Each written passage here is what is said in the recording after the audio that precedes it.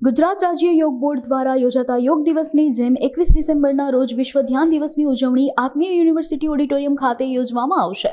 તેમજ લોકો તણાવ મુક્ત જીવન જીવવા માટે ધ્યાન કરવું જરૂરી છે, જેને લઈને આ ધ્યાન શિબિર યોજવામાં આવનાર છે, જેમાં બહોળી સંખ્યામાં રાજકોટના લોકો આ ધ્યાન શિબિરમાં જોડાય તે હેતુથી ગુજરાત રાજ્ય બોર્ડ તેમજ સમર્પણ ધ્યાનના સભ્યોએ અબ તક મીડિયાની મુલાકાત લઈ વધુ માહિતી પૂરી પાડી હતી.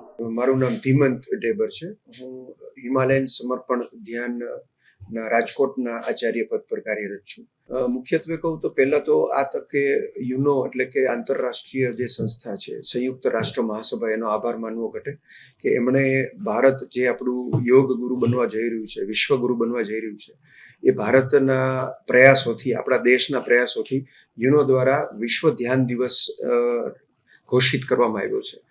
ખાસ તો ધ્યાન, જેમ વિશ્વ યોગ દિવસની ઘોષણા કરવામાં આવી અને છેલ્લા 5 વર્ષથી બહુ સરસ રીતે ગુજરાત રાજ્ય યોગ બોર્ડ દ્વારા ઉજવાઈ રહ્યો છે, તો એ જ રીતે વિશ્વ ધ્યાન દિવસને પણ એવી રીતે ઉજવણી થઈ રહી છે કે જેમ અગાઉ બેને કહ્યું એમ માનસિક તણાવ અને જે અત્યારના સમયમાં કાર્ય અને કુટુંબ અને સમાજ, આ બધાની અંદર બેલેન્સ કરીને કેમ મનુષ્ય જીવન સરસ રીતે જીવી શકે અને કેમ મનુષ્ય પોતાના ટેન્શન ફ્રી. આપ જાણો છો કે મોટા ભાગના શરીરના રોગ જે છે એ માનસિક તણાવના પ્રકારે જ ઉદ્ભવી રહ્યા છે.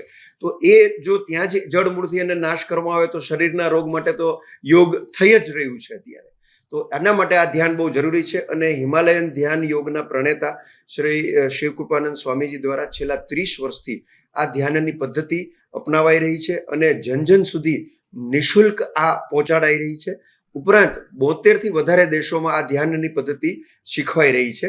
અને એ ધ્યાન પદ્ધતિ અંતર્ગત આત્મીય યુનિવર્સિટીના ઓડિટોરિયમમાં 21 ડિસેમ્બરે સાંજના 4 વાગ્યાથી આ બહુ મોટો સામૂહિક ધ્યાનનો કાર્યક્રમ થવા જઈ રહ્યો છે. તો આ તકે હું બધાને ખાસ આમંત્રણ આપીશ. માત્ર 30 મિનિટનું, 24 કલાકમાંથી 30 મિનિટનું ધ્યાન કરવાથી આ બધી જ પરિસ્થિતિમાંથી બહાર આવી શકાય છે. માનસિક તણાવ, બાળકોને જે સ્ટ્રેસ આવતો હોય ભણવાનો, એ તણાવથી મુક્તિ મળે છે. બિઝનેસ, નોકરિયાત વ્યક્તિઓ, ઇવન ગૃહ કાર્યકરની ગૃહિણીઓ માટે પણ એટલું જ આ ધ્યાન ઉપયોગી છે.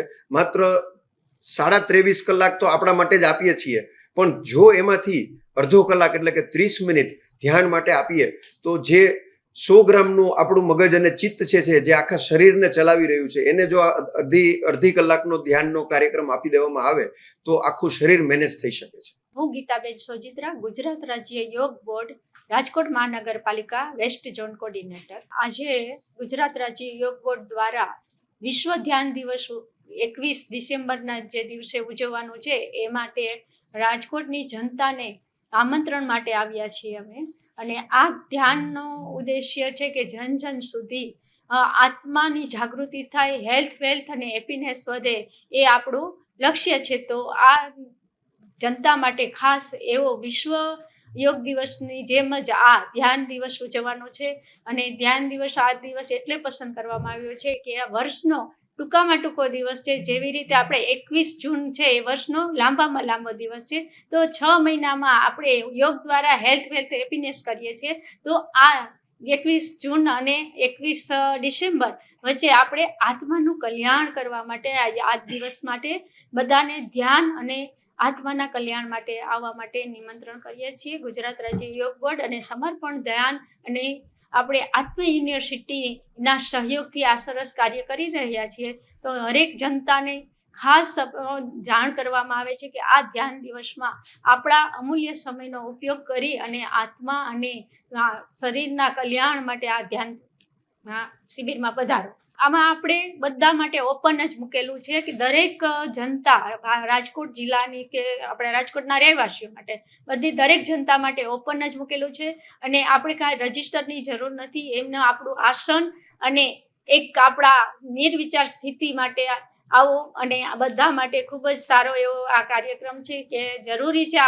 આ ચિંતા ભરેલા વાતાવરણમાંથી આપણે તણાવ મુક્ત રહેવા માટે ધ્યાન ખૂબ જ જરૂરી છે. તો આપણે આનો સમયનો ઉપયોગ લઈ અને બધા પધારો. હું મીતાબેન તેરૈયા, ઈસ્ટ ઝોન કોર્ડિનેટર.